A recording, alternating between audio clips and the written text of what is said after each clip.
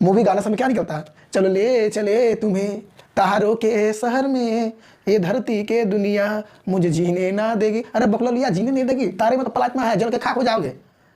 गाना निकालने वाला गाना बहुत कुछ निकालेगा, बकलोलिया सब बकलोली रह जाएगा कि ये प्लाज्मा अवस्था में पाई जाती है, कोई गैस नहीं पाई जाती, कोई ठंडा अवस्था नहीं है कि हिमांक नहीं के वहाँ पर हिम मतलब बर्फ मिलेगा कि तुम बचोगे वहाँ पर, प्लाज्मा अवस्था में गल के राख हो जाओगे। तो बकलोल बनाने के लिए मूवी सबसे सुपर है लड़के लोग के लिए। हम देखते हैं तारे। तो दोस्तों पीछे क्लास में आपको बताया था कि तारे का निर्माण कैसे होता था, तारे किस अवस्था में है, तारे में क्या होती है, तारे का तापमान कितना होता है। तो तारे प्लाज्मा अवस्था में पाई जाती है, जिसमें हाइड्रोजन गैस का हीलियम गैस में संलयन होता है। हाइड्रोजन बम में क्या होता है, हाइड्रोजन बम में भी संलयन होता है, लेकिन परमाणु बम में क्या होता है, परमाणु बम में विखंडन होता है। इन दोनों माध्यमों को मानव के द्वारा कंट्रोल किया जा सकता है, परंतु संलयन एक ऐसी विधि है जिसको मानव के द्वारा कंट्रोल नहीं किया जा सकता, वो मानव के कंट्रोल से बाहर है। परंतु कुछ दिन पहले चाइना देश ने क्या किया था, संलयन विधि को भी अपने आप में कंट्रोल कर लिया था। 155 सेकेंड तक उसने कृत्रिम सूरज को बनाकर संलयन विधि को एब्जॉर्ब कर लिया था, परंतु ये अनसक्सेसफुल रहा। हमारे भारत में भी भाभा रिसर्च सेंटर के द्वारा नए कृत्रिम सूरज का बनाने का कोशिश किया जा रहा है। उन्होंने बताया कि अक्टूबर 2024 तक कृत्रिम सूरज बनाने में सफल हो जाएंगे, परंतु ये असफल ही होंगे। ये कोई बात ही नहीं है कि कृत्रिम सूरज बना ले, हम लोग के पास इतना शक्ति ही नहीं है कि हम बना सकते हैं, ये जो इम्पॉसिबल है। सूरज को बनाने का केवल मूवी तक ही सीमित रखिए, मूवी तक ही बन सकता है। गाना बना दीजिए, कुछ भी बना दीजिए, मूवी तक ही सीमित है। कृत्रिम सूरज नहीं बन सकता है, इम्पॉसिबल है। तारा, तारा प्लाज्मा अवस्था में होती है, जो कि बहुत ही तापमान होती है, 6000 डिग्री सेल्सियस होती है। इसका निम्न ताप 6000 डिग्री सेल्सियस होती है, जो कि उसके रंग को भी परिवर्तित करता है। यानी कि यदि निम्न ताप रहेगा तो उसका रंग क्या होगा, पीला होगा, और 6000 डिग्री सेल्सियस से ज़्यादा रहेगा तो वाइट होगा, यानी कि सफ़ेद होगा। और लाखों में डिग्री में सेल्सियस चल गया तापमान तो उसका तापमान रंग में नीला हो जाएगा। अब देखते हैं कि कोई भी चीज़ रहे, कोई भी वस्तु रहे, कोई आदमी रहे, खाना खाएगा उसको बाद में फिर तो भूख लगेगा। उसी प्रकार तारे के में ईंधन के रूप में हाइड्रोजन और हीलियम रहता है। तो हाइड्रोजन हीलियम का जब ईंधन खत्म होने लगता है तो भीतर से ये खाली होते होते ईंधन बड़े आकार में रूप ले लेता है। किसका, बड़े आकार में रूप ले लेता है। तो ये तारा आगे जाकर जब इसका ईंधन हाइड्रोजन और हीलियम, इसका ईंधन यदि खत्म हो जाएगा तो ये बड़े आकार में रूप ले लेगा, इससे बहुत बड़ा रूप ले लेगा, जिसको हम लोग कहते हैं लाल दानव। क्या बोलेंगे इसको, लाल दानव। इंग्लिश में इसको बोलेंगे रेड जायंट। यदि इसका ईंधन खत्म हो गया तो ये भीतर से खाली होते होते बड़े आकार का रूप ले लेगा, जिससे कि उसके तापमान में भी गिरावट आएगी। तो तापमान में गिरावट यदि आएगी तो क्या होगा, मैंने बताया था कि 6000 डिग्री सेल्सियस रहेगी तो पीला और उससे कम हो जाएगी। मान लीजिए लाल दाना बना, इसका तापमान तो ऑटोमेटिक घटा तो इसका रंग में चेंजिंग, पीला होगा, पीला के बाद वाइट होगा, वाइट के बाद नीला होगा। तो आपको यदि बोला जाए कि तारे अपने बड़े आकार का रूप कब लेती है, लाल दाना में लेती है सर, लाल दाना में। जब लाल दाना हो जाएगी तब तारा का आकार बड़ा हो जाएगा। यदि तारे का आकार बड़ा हो गया तो इसका मतलब समझिएगा कि उसका ईंधन अब खत्म होने वाला है, उसका आयु खत्म होने वाला है। पहला विरल गैस बताया था, विरल गैस जब केंद्रित हुई न्यायिका का रूप ली, न्यायिका के बाद जब गुरुत्वाकर्षण बल हुआ तो हाइड्रोजन का संलयन हीलियम में हो गया, तारा का निर्माण हुआ। अब तारा का जो निर्माण हुआ तो तारा का कुछ दिन चलेगी, बिलियनों वर्ष तक चलेगी। उसके बाद जब उसका ईंधन खत्म होने लगा तो उसके बाद लाल दाना का रूप ली, जो बहुत बड़ा आकार का रूप ले ली। अब बात करते हैं, तो बहुत सारे लड़के गलती इस करते हैं कि बोलते हैं कि तारे में तो संलयन विधि तो होता है ना सर, संलयन विधि तो होता है, तो हाइड्रोजन का हीलियम में तो संलयन विधि होता है। सर हाइड्रोजन भी गैस, हीलियम भी गैस, तो सर क्या तारे गैस है? आपको पढ़ाया था तारे गैस नहीं है, तारे प्लाज्मा होती है, प्लाज्मा अवस्था में पाए जाते हैं। तो आप लोग गलती नहीं कीजिएगा, तो बोलेंगे तारे किस अवस्था में, प्लाज्मा अवस्था में। 6000 डिग्री सेल्सियस, 6000 डिग्री सेल्सियस से भी बहुत होती है अधिक। तो मूवी गाना समय क्या निकलता है, चलो ले चले तुम्हें तारों के शहर में, ये धरती के दुनिया मुझे जीने ना देगी। अरे बकलोलिया जीने नहीं देगी, तारे में तो प्लाज्मा है, जल के खाक हो जाओगे। गाना निकालने वाला गाना बहुत कुछ निकालेगा, बकलोलिया सब बकलोली रह जाएगा कि ये प्लाज्मा अवस्था में पाई जाती है। कोई गैस नहीं पाई थी, कोई ठंडा अवस्था नहीं है कि हिमा के नीचे वहाँ पर हिम मतलब बर्फ मिलेगा कि तुम बचोगे वहाँ पर। प्लाज्मा अवस्था में गल के राख हो जाओगे। तो बकलोल बनाने के लिए मूवी सबसे सुपर है लड़की लोग के लिए। हम देखते हैं तारे का जब उसका ईंधन खत्म होता है तो ये बड़े आकार में रूप ले लेती है, जिसको हम लोग लाल दानव बोलते हैं।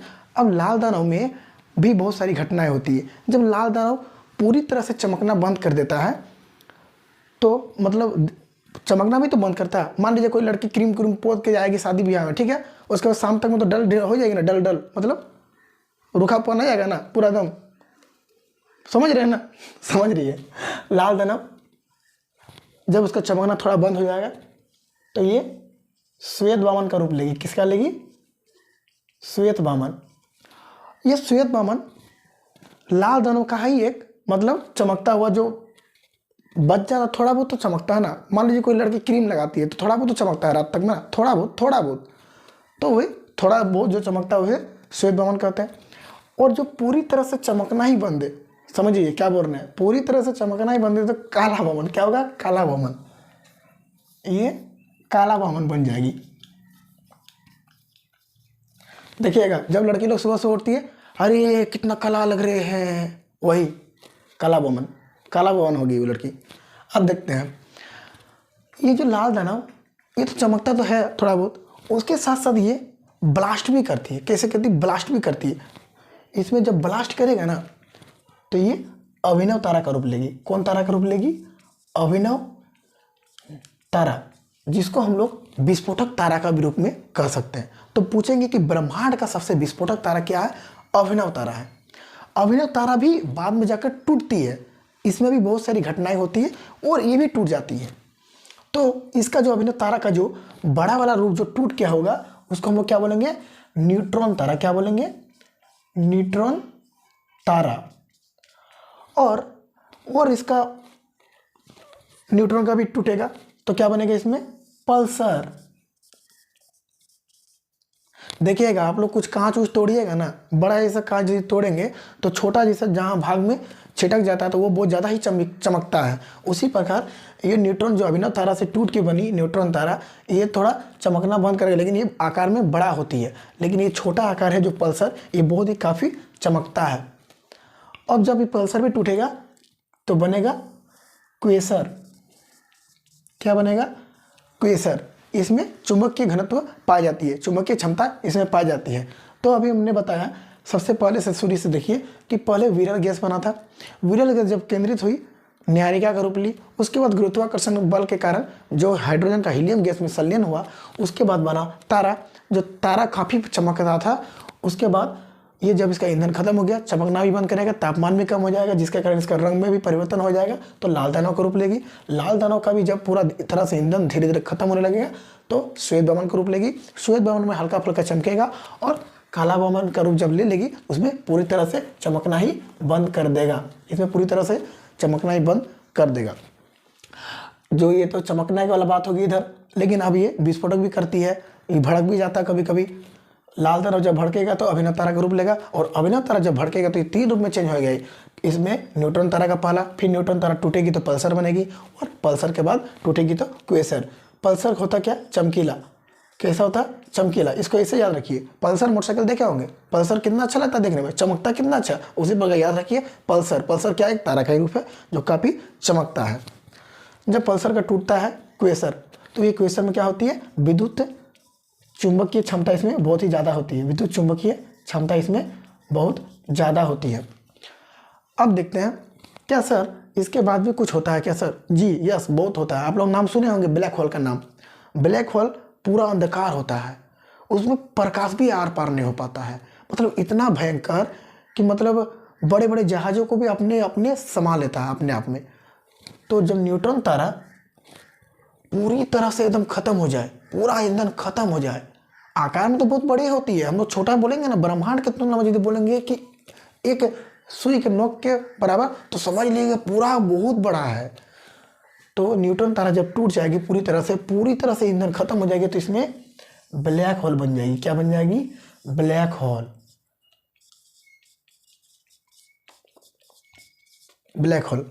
तो बोलेंगे कि तारा कौन रूप में पाई जाती है? प्लाज्मा अवस्था में पाई जाती है। इसका तापमान कितना होता है? 6000 डिग्री सेल्सियस होता है। तो तारा का निर्माण देख लिए हम लोग, देखिए पहले से, विरल गैस, नीहारिका, तारा, अभिनव तारा, लाल दानव, ये सब कुछ सब फॉर्मेट है तारा बनने का। और तारा का अंत कैसे हो गया वो सभी का फॉर्मेट दिया हुआ है।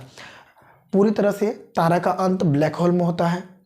काला भवन में चमकना बंद होता है। ये छोटे छोटे आकार में थोड़ा सा होते हैं जो लाल दानव से टूट कर बनते हैं। लेकिन जो लाल दानव का जो भड़का हुआ रूप यदि अभिनव तारा में रूप ले लिया, जिसको विस्फोटक तारा भी बोलते हैं, तो विस्फोटक तारा में यदि और भड़क गया ज़्यादा, तो ये न्यूट्रॉन तारा में बदलेगी, पल्सर में बदलेगी, क्वेसर में बदलेगी। पल्सर चमकीला होता है, क्वेसर में विद्युत चुंबकीय तरंग ज़्यादा होती है। और जब न्यूट्रॉन तारा, ये तो केवल बड़ा आकार में, ना ही चमकता है ना ही कुछ होता है। जब ये न्यूट्रॉन तारा टूट जाती है पूरी तरह से, ईंधन जब इसका खत्म हो जाता है, तो ब्लैक होल में ये चेंज हो जाता है, जो पूरी तरह से तारे का विनाश यही हो जाता है। तो बोलेंगे कि तारा का अंत कहाँ होता है? तो ब्लैक होल में होता है। तो दोस्तों, जैसा कि हम लोग बताया कि लाल दानव जब अभिनव तारा में टूटेगी, अभिनव तारा फिर न्यूट्रॉन तारा में टूटेगी, तो न्यूट्रॉन तारा से जब इसका पूरा तापमान पूरी तरह से ठंडा हो जाएगा, जब ये पूरी तरह से ठंडा पड़ जाएगा, तो ये ब्लैक होल का रूप ले लेगी, जो काफ़ी घनत्व है उसमें। क्या है? बहुत ही काफ़ी घनत्व। अब देख लीजिएगा, कोई एक लोहा का कोई प्लेट लीजिए, ठीक है, बड़ा जैसा, जब उसको पीट पाट के छोटा आकार में चेंज किया जाता है, जब गोल जैसा आकार में, जब छोटा पीट पीट के फिर उसको पीटेंगे, फिर उसको पीटते पीटते पीटते पीटते जब उसको गोल आकार में किया जाता है, तो गोल आकार क्या होता है? काफ़ी ज़्यादा घनत्व होता है। वो किसी के कपाल में मारेगा तो कपाल उसका फूट जाएगा। लेकिन वही आप किसी दूसरी चीज़ से मारेंगे, रुई से मारेंगे, तो रुई से नहीं लगेगा, लेकिन क्योंकि उसका घनत्व ज़्यादा नहीं होता है। तो जब न्यूट्रॉन तारा पूरी तरह से ठंडा पड़ जाता है, प्रायः न्यूट्रॉन तारा ब्लैक होल का रूप नहीं लेती। कभी कभी न्यूट्रॉन तारा ब्लैक होल का रूप लेती है। तो ब्लैक होल का घनत्व इतना ज़्यादा है कि यदि वहाँ का 1 चम्मच मिट्टी को उठाए तो 10 हाथियों के बराबर, शक्तियों के बराबर वजन होता है। मतलब वहाँ का यदि हम ब्लैक होल के 1 चम्मच मिट्टी को तोलेंगे, अनुमानतः तोलेंगे, तो वो 10 हाथियों के शक्ति के, मतलब वजन के बराबर होगा। तो कभी काल ऐसा होता है कि बड़ा बड़ा जब एरोप्लेन उड़ते हैं तो उसको मतलब अपनी ओर खींचने लगता है, वो ज़्यादा गुरुत्वाकर्षण बल के कारण खींचने लगता है उसको। तो ब्लैक होल में जितने होती हैं ना घटनाएं, सबसे ज़्यादा ब्लैक होल में होती है। कभी ऐसा ना हो, भगवान करे, कि मान लीजिए ये ब्लैक होल तो बहुत सारे वहाँ पर संख्या मिलती है ब्रह्मांड में, तो ये कभी कभार होती है क्या, मतलब मान लीजिए कोई अन्य ग्रह है, मान लीजिए पृथ्वी ग्रह को ले लेते हैं, मान लीजिए पृथ्वी ग्रह से यदि टकरा गई ब्लैक होल, समझिए कितना घनत्व है। यदि पृथ्वी से टकरा गई, by chance, by the way यदि टकरा गई, समझ जाइए पृथ्वी का कल्याण हो जाएगा, पूरी तरह से अत्याचार बर्बाद हो जाएगा। इधर से घुसेगी, मान लीजिए आलू है, और मान लीजिए फुचका है, गुपचुप गुपचुप, ये गुपचुप है, ये आलू है, ये आपका ब्लैक होल है, ये आपका पृथ्वी है, जा रहा टकरा गया, फुचका क्या होगा? फुचुक जाएगा। क्या हो जाएगा? फुचुक जाएगा, मतलब बर्बाद हो जाएगा। इधर से यदि घुसेगी तो पृथ्वी का जो धरातीय भाग है, तो भीतर से लेके मैग्मा उग्मा लेके पूरी तरह से पृथ्वी में बिखर जाएगी, और आदमी लोग के ऊपर मैग्मा ऐसा ऐसे छिड़केगा। और आप लोग जानते हैं कि मैग्मा प्लाज्मा अवस्था में होती है। 6000-7000 डिग्री सेल्सियस यदि आपका शरीर में पड़ेगा तो समझिए कि आपका होगा हाल। तो सबसे ज़्यादा घटनाएं ब्लैक होल होती है। तो दोस्तों, यदि आपको वीडियो अच्छा लगा होगा तो लाइक कीजिए, और मेरा वीडियो ब्लैक होल में न जाए इसके लिए आप अपने दोस्तों को शेयर करते रहिएगा। यदि आप भी मेरे चैनल में नए हैं तो सब्सक्राइब करना ना भूलें, और बेल आइकन को जोर से दबाना ना भूलें। Bye bye, take care.